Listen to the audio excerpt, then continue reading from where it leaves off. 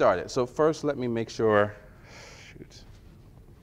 So I got my one iPhone, I got my other iPhone, my iPad. Do you guys see my wireless, my MiFi? It was up here. So I have a Verizon MiFi pack. It's up here somewhere. Oh, here it is. But then I need one more thing. It's my pen. Sorry, I needed my pen. So let me tell you a little story. So I've been in touch with this organization for about a couple months now. And when they asked me to come speak, you know, it put the idea of literacy kind of front and foremost in my mind. So I've been thinking about you guys a lot and thinking about this conversation. And as E said, you know, I'm a strong advocate for digital literacy. And once we started having the conversations, I realized how many parallels there were in those challenges in that quest. So it's been in my mind. I've been traveling.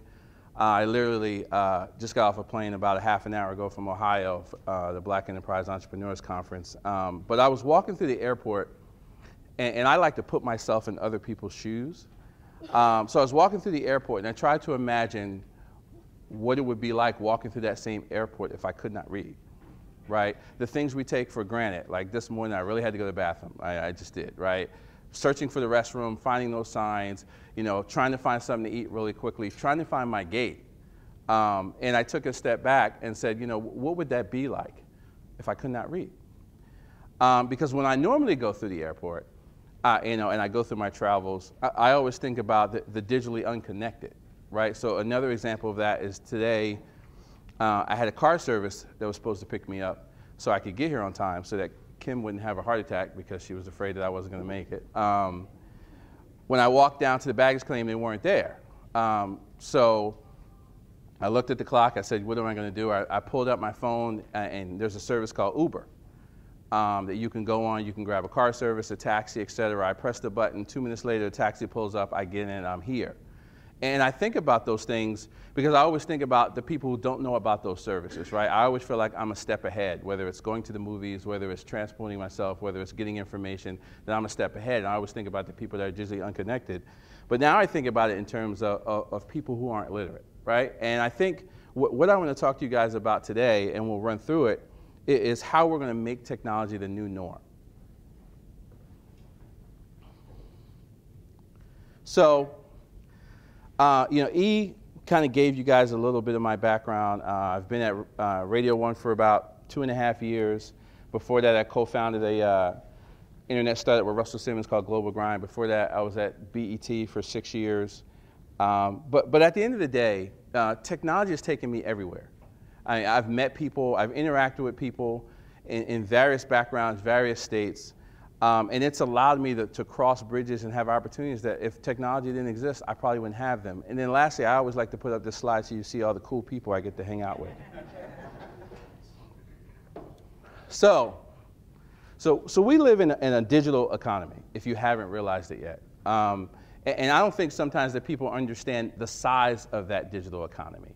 You know, online transactions, 10 trillion annually. That's not million, that's not billion, trillion dollars annually. 3.7 trillion annually were estimated to grow, and that was 2 years ago. These are old stats, so we're actually already past these numbers. I mean, huge numbers.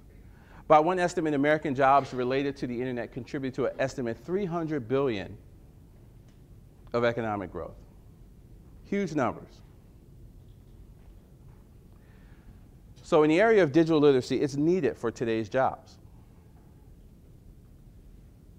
96% of working Americans need to use communication technologies. 62% of working Americans use the internet as an integral part of their day.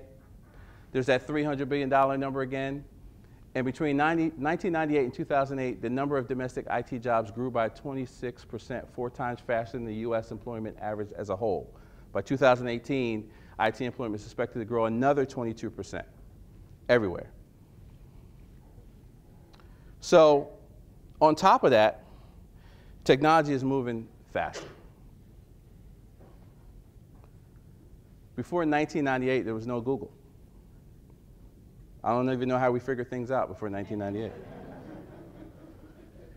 Before 2002, there was no LinkedIn. You actually had to print out your resume. Remember that thick paper that you'd have to go buy at Staples? No one poked before 2004. We didn't even know how to find our friends before 2004.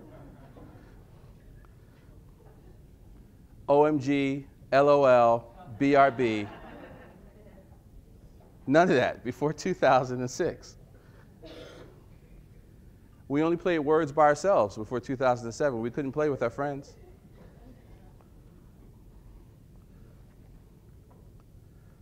Now this is a big one.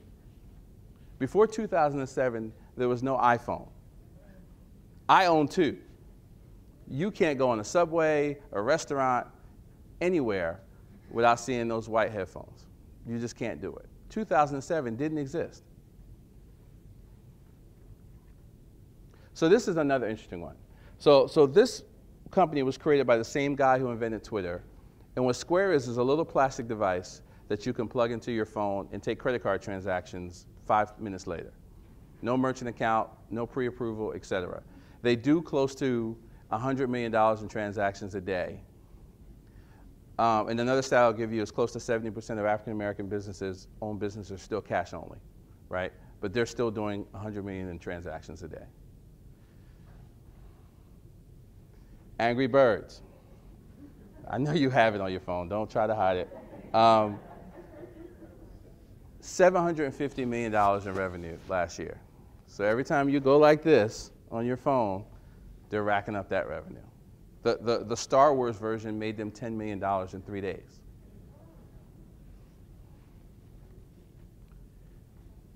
Instagram. How did we ever use our mirrors before Instagram? I don't know.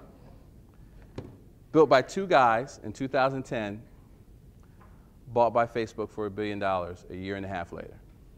So I show you all of these so that you kind of put in your mind how fast this technology is going to come into your life.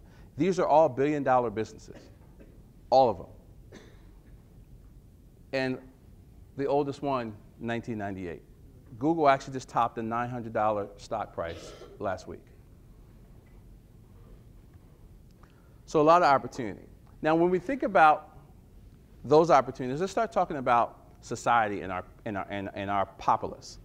So the one thing I want to mention to you guys is that as we've grown as a society, that the population growth in the last 10 years has been almost all ethnic.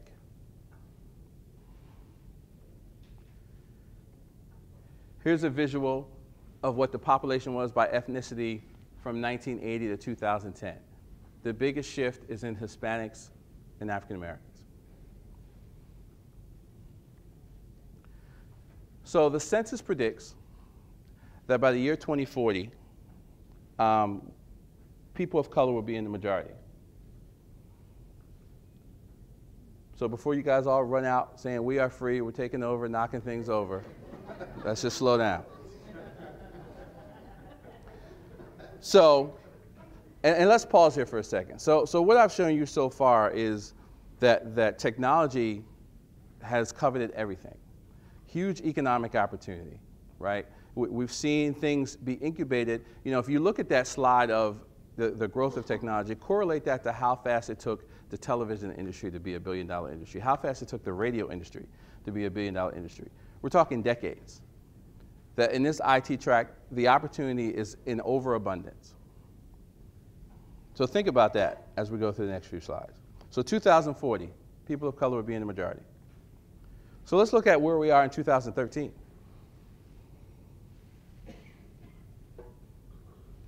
Now I'm going to focus on Philly. More than 550,000 adult Philadelphians are unable to meet the requirements for entry into post-secondary training or family-sustaining jobs. This is more than 1 out of every 2 people in Philadelphia.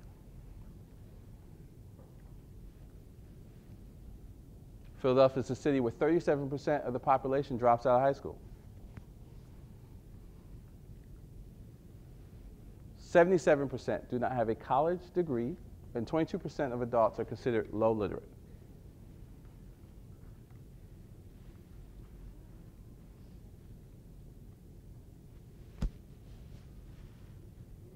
There it is. About 65% of Philadelphia's 20 to 24-year-old dropouts are not working or in school. Yet the majority of them own smartphones. Currently, 28% of Philadelphians are living in poverty. So I focused on Philadelphia because that's where we are and that's where our focus is. But this model is illustrated in every city across the country. So where are we? We have a high economic growth sector. We have unlimited opportunity. And then we have subsectors within our cities that are in no way connected to them. They're in no way able to take advantage of that opportunity. So when you think about that year 2040, what could that really look like? That could look like a whole lot more of this. And here's the thing that people don't realize, right? A lot of people think that when you talk about issues in the inner city and you talk about issues of illiteracy and poverty, that's just an urban issue. But if by 2040 we're the majority, that's everyone's issue. Where are you going to find people to fill those high growth jobs? Where are you going to find the economic growth to sustain your business? Who's going to buy from you if these numbers exponentially increase by the number of people? It's an issue that affects everybody.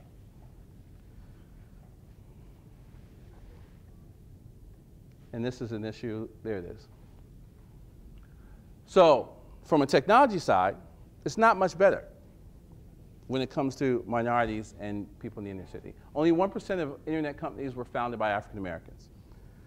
Again, juxtapose that with all the data that I've showed you, all those dollar amounts, all those companies, 1%. Nearly 1/3 of US households, 32%, lack broadband service. So they can't even take advantage of all the great products we just saw. And when you talk to people about why they don't have it, here's one of the biggest myths in the world. It's not cost. It's that they don't see the value in having the service. There's a disconnect. And in Philly, in-home tech availability, 41% of people in Philly are without any internet. Sorry, it was an early flight. There's a text missing there. So, some of you might be saying, well, what does that have to do with me? I teach literacy education. Maybe he's in the wrong room. But it actually has a lot more to do with you than you realize. Because if people aren't literate, they can't become digitally literate. And if they can't become digitally literate, they can't take advantage of all the things I've just shown you. They are left out and will continue to be left out. So your role is actually exponentially more important than you may have even realized. You're the building blocks. You're the foundation. So let's go through that a little bit. So what do we need to do? So about a year ago, like E said, I was in a year and a half ago, I was in a CNN documentary. And post that documentary, I was invited to speak at a lot of different places. And I would get two types of calls. I would get, hey, we'd like to pay you to come speak. I'm like, that's great. I'll be there. I'm not going to turn that down. But then I would get some other calls. I would get other calls where people would say, hey, I really think our group needs to hear what you have to say. We can't pay you. We can't even give you your travel, but we really need to get there. So I found myself taking those calls and starting to do those talks. And what I realized was that the people who were paying me, why I appreciate the pay, and if anyone here is willing to pay, I'll be in the back after. But the talks I was having with the groups who couldn't even afford to bring me there were more impactful because they were the people who needed to hear the message. Because no one was going to those environments and letting them know the opportunities that were right in front of them. So when you talk about, so from that, I created an organization called Close the Divide, the Close the Divide Project. And for the last year and a half, I've been going around the country having those conversations in places that people haven't been having those conversations to create what I call light bulb moments. Giving people the information they need to start making the decisions and start realizing that there's a lot more opportunity ahead of them, giving them visual representations of success. So, you know, I didn't call it the Close the Digital Divide for a reason, because I actually believe that there are fundamentally multiple areas in our life that there's a divide that we need to close. So today we're going to talk about closing that literacy divide and how technology can help with that. So remember I said you guys are fundamentally important to this. Because what happens if you don't win? if you're not able to do your job, if you're not able to encourage the numbers that we saw to become literate, then we all lose. We see lines like this. I was at an event for the mayor a couple of weeks ago over at the Navy Yard. And coincidentally, there was a job fair going on about 2 buildings down at the same time. The line was 1.5 miles long. Lines like this all over the world of people trying to get employment, trying to sustain their families, trying to sustain their lives, not having the skills. Why is this so important? Because we're losing. The chart up here shows you unemployment by ethnicity, red being white Americans, green being Hispanic, black and blue. Blacks and Hispanics' unemployment rate is always exponentially higher than the national average. That's been consistent. This was from 2010 to 2011. It's actually worse now. But at the same time, there's a huge opportunity. Because remember, I showed you those growth numbers. The current populace that's involved in that environment can't sustain those growth numbers. So we have a huge demographic that's not tapped into a huge opportunity. So what does that allow us to be able to do? We can empower a whole generation. We can create economic parity for people who have lost hope in the ability that they could ever have it. We could create opportunities, new ideas. We could give birth to things that can change the world. Yeah, I'll tell you, I'll bring up these stories now. So I knew 2 guys when I was growing up. Well, I knew more than 2 guys. I had some friends. I didn't want you to think I wasn't popular.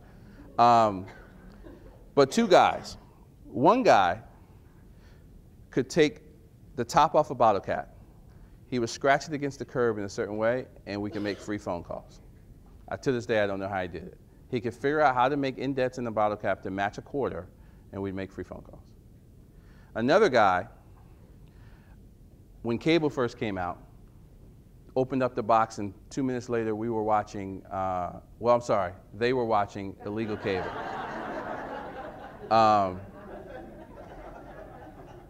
No engineering background, no prior experience. Neither of those guys, I couldn't tell you where they are today, probably never finished school, et cetera. Those are 2 of probably millions, thousands, hundreds of millions of people in the environments that we know that have those same skills, who are locked in the box.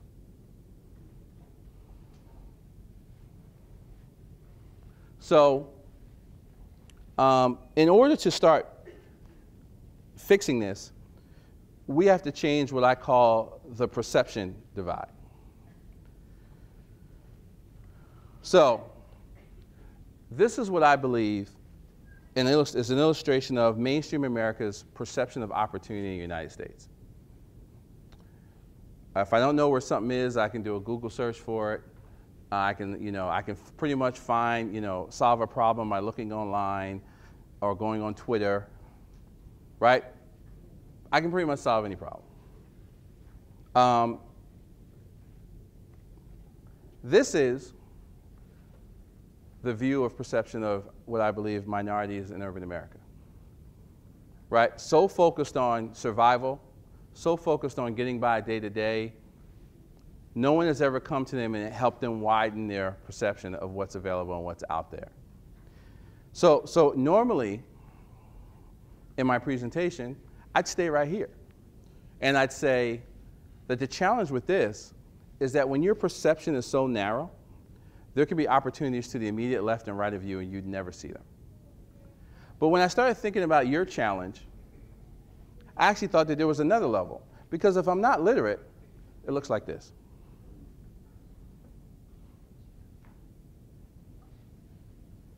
Nothing.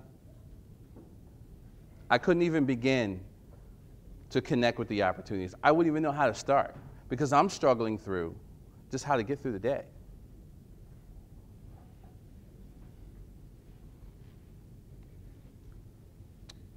So, how do we change this perception divide? Well, first we have to be honest with ourselves about what the perceptions really are. So, the first one is that there is a perception that African Americans and Hispanics just aren't good in technology. They just don't care. Yeah, they'll use it. They'll have a phone. They may tweet, they'll text. but they don't really care about the inner workings. They don't want to be involved. The other thing is that technology is continuing to widen the education gap every day. In environments where technology is used, students are flourishing. In environments where technology is not used, students are degrading on a daily basis. And lastly, if a child is not technically literate, they will literally be unemployable. So, the reason why I say we have to be honest with ourselves is because if we're not honest with ourselves, then we can't come up with plans to counteract it. So here's an example. So this photo is from a New York Times article, Sunday New York Times article about, I think it was about 6 months ago. And the article was talking about integrating technology into schools. Now, I don't know about you, but she looks really confused. And he doesn't look like he's having the best day either, right? But if you're not in the environments that you're in, if they're not dealing with the things that you're dealing in your day-to-day job, and this is the first impression you get as reading the Sunday Times, that helps promote that perception.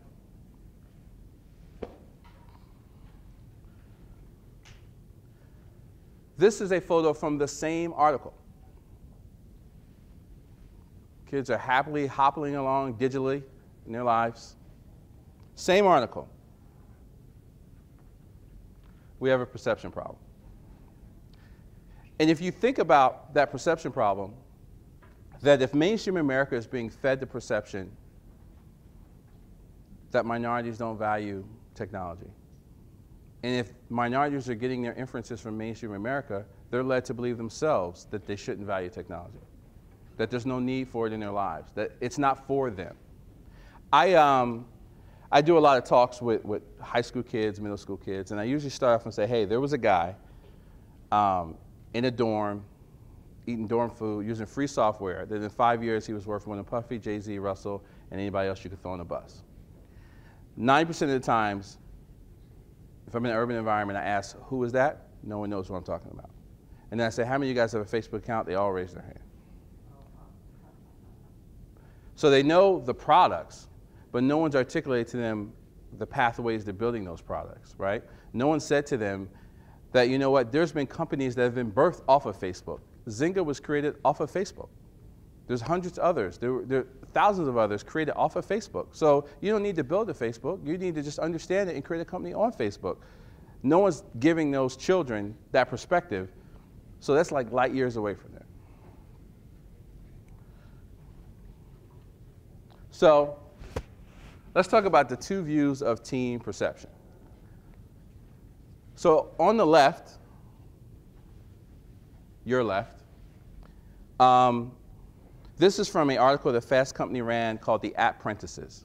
These are 5 kids ages 13 to 18. They all built apps for fun. Some of the responses was, hey, it was really cool to see people downloading my app. It was something fun to do in my free time. I might build another one. Each person in that picture made an average of $50,000 from their app.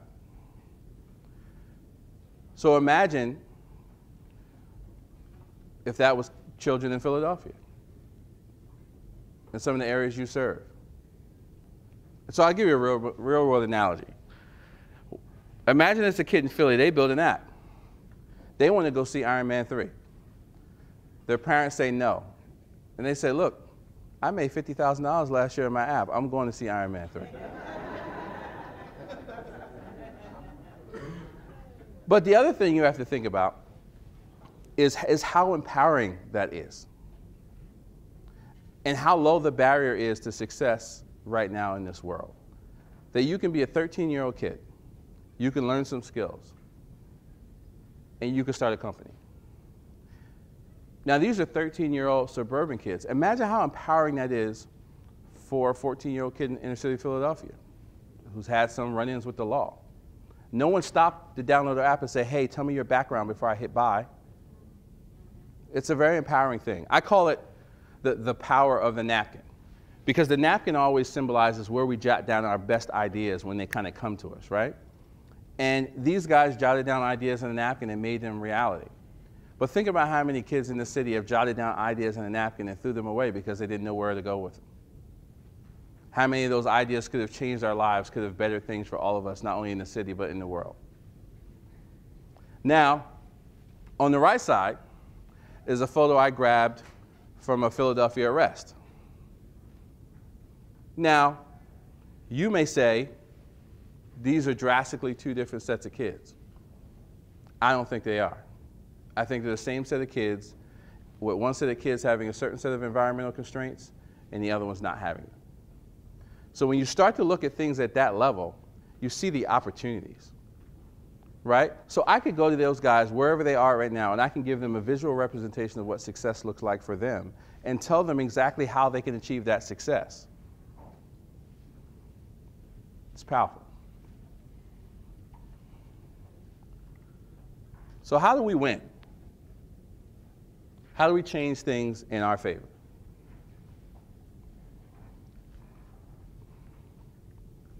So first, it starts with you guys. I love being in technology. They're like, how did he do that? Like, how did he do that? So you have two choices. You can be part of the problem, or you can be part of the solution. Somebody's up there in an unflattering moment. I apologize. It's just technology. Somebody's eating a sandwich, the wrong bite of that bagel. It's called, I know. But you can be part of the problem, or you can be part of the solution. Remember, I said you guys are the foundation. Now, I understand that you guys have a really hard job. I understand that it can be really frustrating at times. But the thing I want to do is encourage you to be part of the solution is don't get disconnected. Sometimes, as we get more successful, we get disconnected from the days when we weren't successful. We get disconnected that we have more in common with the people that we are helping that we have not in common. And when we get disconnected, it just becomes a job. And when it just becomes a job, you're not going to put the level of effort you need to make real change. Because, you know, anything you've gotten successful, if you looked at it as just a job, you weren't successful in it yourself. So don't get disconnected. Another translation for that is let's not feel ourselves. Let's stop feeling ourselves, right? We know where we've come from. We know that we are not that far removed from where people are struggling. Let's recognize that, let's relate to that, and let's help change that. The second way is to remove environmental constraints. And how do we remove them? Once again, we have to recognize those environmental constraints. One of the big challenges on the technology side is that mainstream technology companies, the world, perception, don't take into account the environmental constraints of minorities. They don't understand that you have to message the value proposition in a different way because they have different environmental constraints. You could have a teenager who loves technology, who has a desire to create, but they could be in an environment where no one else around them appreciates technology, where people actually dissuade them from using technology, where their friends call them out for wanting to use technology. Those are different environmental constraints. So you can't go and say, hey, it's cool to use the internet, and think that that's good enough. You have to lay out visual representations of success. If you do X, Y, and Z, you will be here. It's that simple. I've done it. And in your jobs and in your pathways, you can do the exact same thing. And when someone comes to you, why should I do this? Well, if you do X, Y, and Z, you can end up here, which is better than where you are now. It's that simple. And it's a different message to different people. It's a different message to teenagers. It's a different message to adults. And technology can help you grow and build that because it'll give you the building blocks to reinforce that over time. It's not all about you being personally in their face. It's about you building the building blocks and using technology as a tool to continue that message on a regular basis.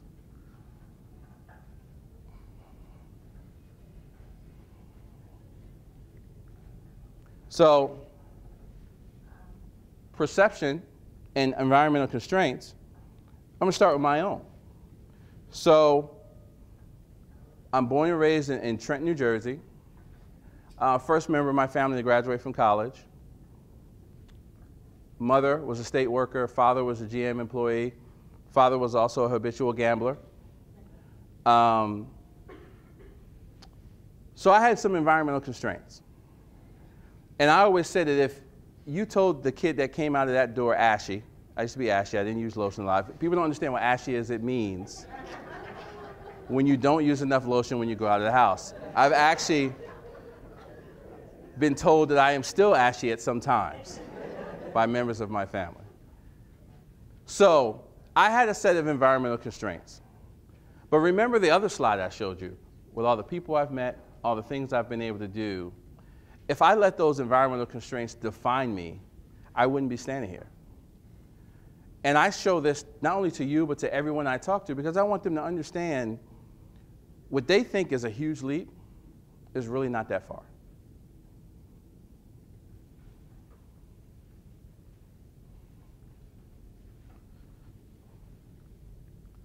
God, I was cute.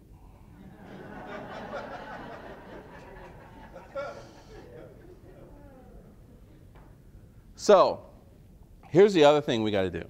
And this is probably going to be a little hard. We got to think bigger.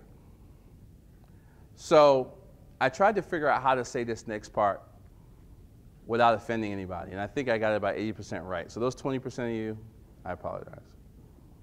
So I think getting a GED is great. I think getting a GED as a plateau is terrible.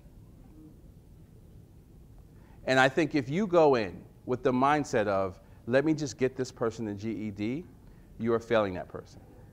Remember, I knew guys who could open up cable boxes and change the wiring diagram. They were essentially electrical engineers without electrical engineering training. So you don't know what that person is capable of who comes through your door. You don't know how big they can be. So if you don't think big, you've already minimized their ability to think big. And it's really hard. I get it. It's really hard. It's really hard to see someone in the rough and think about the infinite possibilities of what they could do. But if you put yourself in that position and think about, what if someone limited me in whatever you're doing? What if someone disconnected me from opportunities? It'll be a lot easier to do. I was speaking in front of some principals in Newark, New Jersey. They were having kind of a career symposium, figuring out ideas. So they had different talkers come in, speakers. And they had a guy come in before me, and he was talking about an internship program that they had, an internship program they had to get people jobs at the airport. And I waited till he left, and I said to all the principals, if the best you can do is encourage kids to get jobs at the airport, you need to quit. And there's nothing wrong with working at the airport. But you need to let people define their pathway on their own and not limit it based out of fear and anxiety. Because we're wrapped in this fear that things are so desperate that we just got to get people places. We just got to get them a GED. We just got to get them a job. But the reality is, I showed you in the beginning, there's more opportunity you can shake a stick at. I was at Google, I've been at Google a couple times, but about 6 months ago, there was a sign on the wall. Who have you referred today? Which basically means that Google has too many jobs, and they're encouraging their employees on a daily basis to refer someone else. So juxtapose that with the 14 to 15% unemployment I showed you for minorities, for African Americans and Hispanics. It's not that there's not opportunity out there. It's that we're not correlating and articulating the value to the people in the right way to see it. I've said if you took a busload of kids from the inner city to Google's headquarters in New York, they have 5 cafeterias that are open 24 hours a day, Monday through Friday. They have $10 an hour massage, free dry cleaning. The Googles in California has free haircuts, free oil changes, and you make a 6-figure salary. And you get to slide around on slides and eat candy. It sounds like Willy Wonka's chocolate factory, but it's a real job. That I've said that if you take, and you don't have to take them, look on the internet and show them pictures.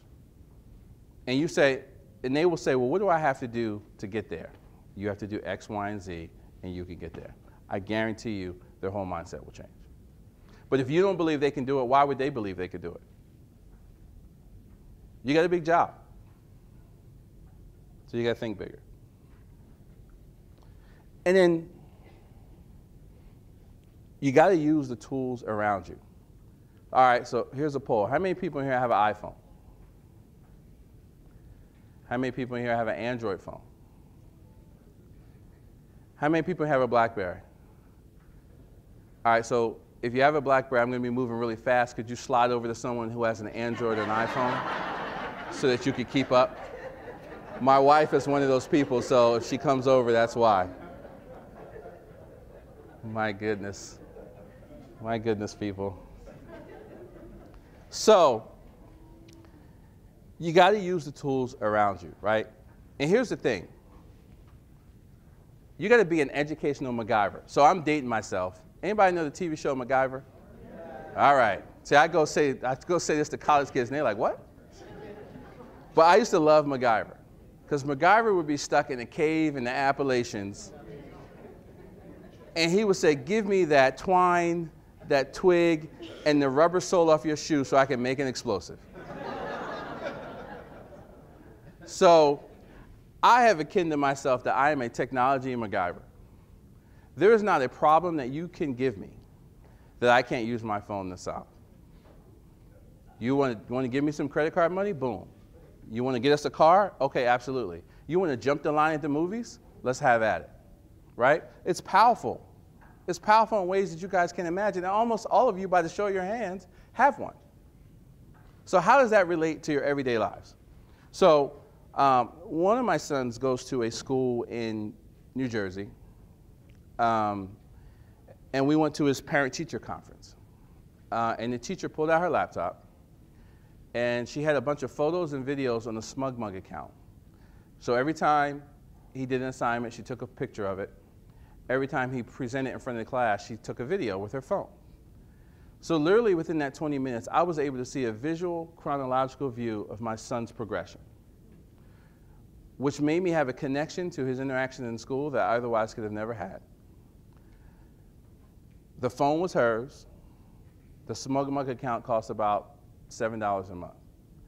Now imagine if that was a parent in inner city Philadelphia that's working 2 jobs, that could never get to the school, that's struggling to figure out why should they keep even bothering with sending their kid to school because they have too much to do. That teacher wouldn't even have to show up. That teacher could send them a link, and they could be at work on their phone seeing a chronological view of their child's progress. They could have emotional connection to what they're doing. That's how technology can help you. And it doesn't cost anything. Everything you want to use, there's a free service to use it. I did a search yesterday on adult literacy tools in mobile apps. About 30 came up. 30. And I didn't even look that hard. So that means that right now at your disposal, there are tools that you can reinforce your learning. You can accelerate people. You can get past the negative stereotype of, hey, I need to learn how to read, because they can do it at home. All right, we have an older crowd, so here's another one. So back to school specials. Remember those? There was one, I can't remember the name, where the girl had 2 sets of books. And people were wondering how she was doing so well in school, because she had 1 set of books at home and 1 set in her locker, and she never took them home. So people thought, you know, and she was trying to hide the fact that she loved to study, right? So I akin that to using my mobile device. I can do repetition over repetition, and I can come back the next day, and you'll be like, well, how did you jump 6 chapters? I'm just good. And that demystifies any of the social constraints that people have about trying to learn something, right? Think about kids in the inner city who want to learn math, who struggle with math, right? There's Khan Academy, which is absolutely free. They can sit home and watch it over and over and over and over again until they master it and come back the next day and ace it. No one has to know. They don't have to sit in class 100 times and raise their hand because they're struggling. There's a multitude of services. There's, like I said, there's services you guys can grab over and over again. People can train themselves. And then if you see someone who's moving a little bit faster, you can use technology to move them faster. You don't have to hold them back because you're teaching a whole class of people. Hey, you know what, tonight, why don't you download this, and I see you're moving a little bit faster. You think bigger. And I'd be surprised that almost everyone you're dealing with has one.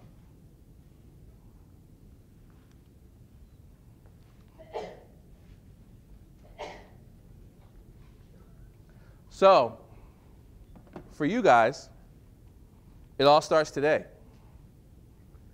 You got a whole slate of great classes set up. But you have to make the decision to incorporate them. To start thinking about, how can I use technology? How can I use the computer in my pocket to extend the relationship with the people I'm trying to help? How can I use it to extend what they're able to do? How can I use it to extend their capabilities to their fullest capabilities, not the capabilities of what the system thinks that they should be in? It's a great lineup. So I'm hoping you guys take advantage of it.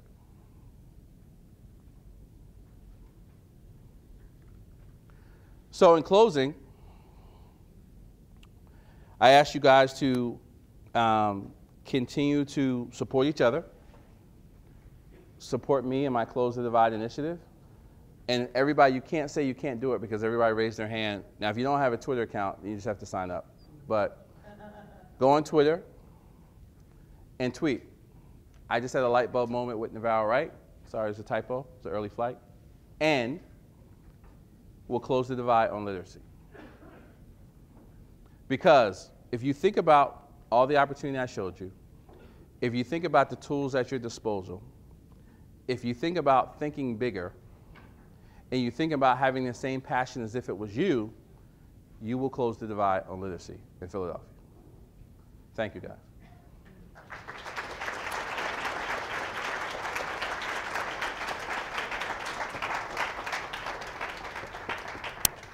So how are we on time? Okay, so we have a couple minutes. If anybody had any questions. I'm sorry to ask, but the line for the second page TPP, is there a D in there? Where are you? Close the divide for me. No, right here. It's close the divide for.me. Yeah, but is it? Yes, yes. It's an early flight. So I need to take some of your classes myself. That's the other secret. I can't write and I can't spell. That's why I use the internet. Any questions? Nothing? That was a lot of good stuff. Oh, there you go.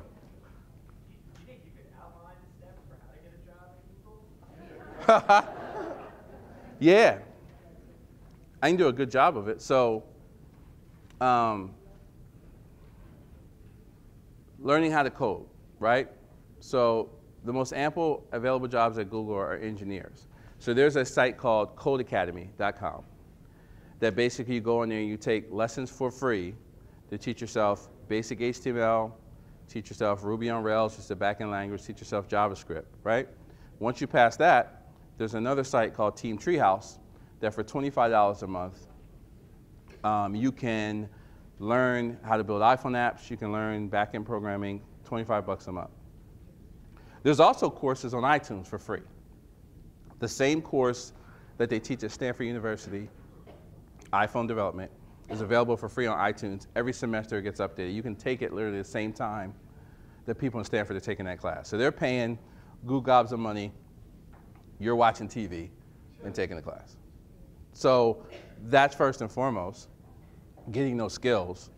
And then going and applying for those jobs. I mean, Google's one example, but there's ample technology jobs right here in Philadelphia that people need to fill. Any other questions? Navarro. Yes, sir. Can you comment on Internet Essentials as a tool to bridge the divide for low to no income as a corporate initiative? Yeah, so Comcast has the Internet Essentials program where they allow anyone who is involved in the lunch program at school to get discounted internet. They, like most other programs like that, are seeing less than high adoption in that program. Because remember, what I showed you is that the biggest reason that people don't get internet in the home is because they don't see the value in it. So we have to figure out ways to articulate the value to them in a regular way. There's some easy ones. If you're spending 200 bucks a month on cable, you could have Hulu, Netflix, and Amazon for 15 bucks a month and probably get 80% of the programming that you're spending $200 a month for. If you have a mobile device, you can probably grab and most of your programming on the go wherever you are and save money. If you have a mobile device, I use Skype to do conference calls with my team. Skype is free. I can connect them, I can do video calls. There's a multitude of examples that you can give in their everyday life. Now, the other challenge is most homes won't have internet, but will have an Xbox, a Wii, or a PlayStation, right? So we got to figure out how to let them know the value proposition. Actually, you can do more and play more games with a mobile phone or a computer than you can with those games. And you can do other things. So the Internet Essentials program is a great program. If you know people who qualify for it, you definitely should encourage them to get it. But we also have to figure out ways as a community to educate them on the value of that so that they see the value in getting it. Anyone else? No? Well, thank you guys. Oh, sorry. You got to go up with it like you were doing this one. Yes, ma'am. The program that you said your son's teacher was using, did you say it was SmugMug. It's a monthly photo service, but you could use Flickr, you could use any photo service. That's just the one that she chose to use. You could, so my thing with how do you solve a problem is you go on your phone and you type in Google, how do I do X? And you'll pretty much see 100 examples of how to do X.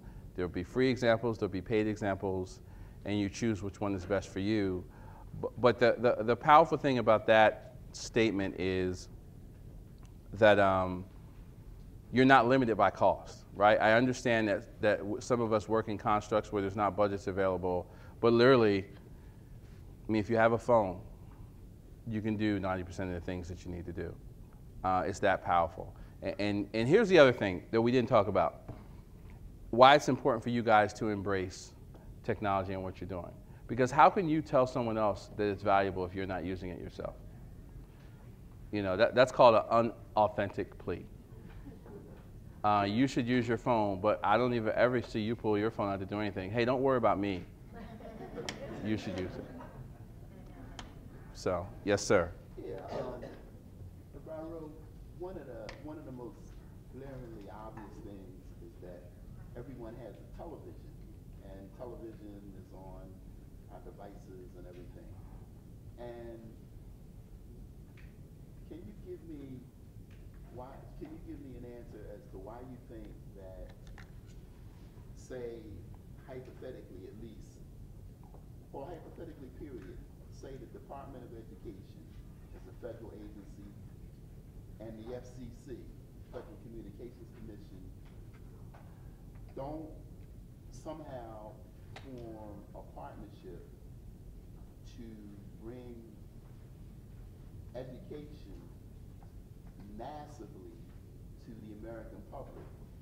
I mean, obviously, we have NPR, we have Discovery Channel, and so on and so on. But it seems like television technology buttress with the other information technology that you spoke about today. It would seem like teachers, educators, and mass media professionals could pull something off in getting mass education to everyone in this country. How can we have cable television, satellite television with hundreds of channels, and it's party all the time? It's entertainment 24/7. I like to party, but you know, some of those channels could be used with educators doing things with mass media professionals, it would seem. Can you give me your impression? Yeah, so I think there's a couple of problems there. One is the government is not structured for innovation. It's structured for regulation and stabilization. So if you remember the slide that I put up, at the speed at which innovation is moving, the government would actually impede that progress, right? Well, we went to the moon and... But they're not even going to the moon anymore. The guy at Tesla is going to the moon. Elon Musk is going to the moon now. So let me answer those. So that's one. The second one is all the things you say you want already exist on the internet. You don't have to create them, right? So why would you, it's like literally saying, you know what, this CD player is great, but if they would put an 8-track underneath, then I could use that 8-track to use to everybody who already has an 8-track to connect them to CDs, right? We don't have to do it. It already exists, right? Here's the opportunity. The opportunity is that the internet is openly available, right? It's at the library, it's at Wi-Fi hotspots, it's on your phone. There's programs like Coursera, Udemy, right? There's thousands of these online changing education at the speed of the internet. So the beauty is that there's no boundaries because you make the assumption that everyone has a TV. Yeah, they do. But they don't. That's my point. But everyone has access to the internet in some form or fashion. And the other thing is, if you wait for the government to do it, the speed of innovation will be long gone. What I'm saying is that you have the opportunity right now to connect people to learning at the speed of innovation. Something comes out today, I can go on the internet and learn about it today. The reason why newspapers and television are losing because they can't inform you at the speed of the internet. They just can't. When the bombings happened in Boston, people learned about it on Twitter, not on TV. Right? So those speed constructs are actually to our benefit. And as minorities, when we wait for federal constructs to catch up to give us access, that's why we're usually a generation behind. What the internet does is it levels the playing field, right? It doesn't care who has access to it. It gives you the same information. So to me, when you talk about mainstream education, we can educate an audience right now in real time. And here's the other thing about TV, since you went on TV. The difference between the internet and TV is when you come to my app or you come to my site, I know what you've done, I know how far you've progressed, right? TV still hasn't figured that out, right? They can't, there's not that interaction, and I can't cater it to your needs. TV is to your point, you said it, TV is a mass medium. The internet is a mass medium that can be personalized for you. Like, that's the difference. And, okay, again, I'm not excluding the internet, but doesn't the internet, can't the internet interface with television? It could, but it doesn't need to. It doesn't need to. What you're finding now is that televisions are actually becoming hub devices for internet-connected services. It's not going the other way around, right? Like, you buy a Samsung TV today, it's actually more of an internet device than it is a TV device. So we're going the other way. So I hear you, but I think that's my thing, right, is that if we think in terms of old mass media principles, then we wait around for them to change. I'm telling you that it's here right now. I'm telling you, you can start tomorrow. I mean, you can start when you leave this room, walking back to your car. Like, that's how immediate it is, and that's the opportunity that we have to seize. That was a little long-winded, but sorry. Any other questions? Yes, ma'am. Yeah, you're talking about making basic literacy the building block towards the digital literacy. Could you make that connection a little tighter? Because I see you pushing and exciting people about opening perceptions and possibilities, but there was that real narrow gap about the lack of basic literacy. So, are you using the digital world as the carrot out there, or are you using it as the vehicle for getting out there? Yes, to both. Okay. So let me explain. So at the end of the day, technology is a tool, like a screwdriver or a hammer. You can cut yourself with it or you can build something great, right? So I'm saying in the area of literacy, you guys know what your shortcomings are and your challenges are in terms of getting people literate. I'm saying that there are tools readily available to help support and accelerate that process, right? So that's the one thing. The other thing is at the end of the day, we also know, remember my narrow perception slide, is that you got to give someone a visual representation of what success looks like. Because if I go to you and I get my GED and I'm in the exact same place as I was before I got my GED, there's really no incentive for me to get my GED. And that's nothing against the GED. That has more to do with my environmental constraints. So my point is, if you look at what the opportunities are, use that as a carrot. And they may not even, I'm not saying everyone needs to be an engineer. I'm not saying everyone needs to be the next Steve Jobs. I'm saying that once you understand the power of the tools that are available for you on the internet, you can do more in whatever you're passionate about. It's just a tool. But you guys can use that tool because there's economic value in that tool.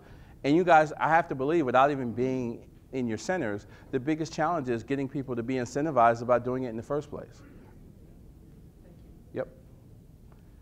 Thank you so much, Navarrow. Thank you.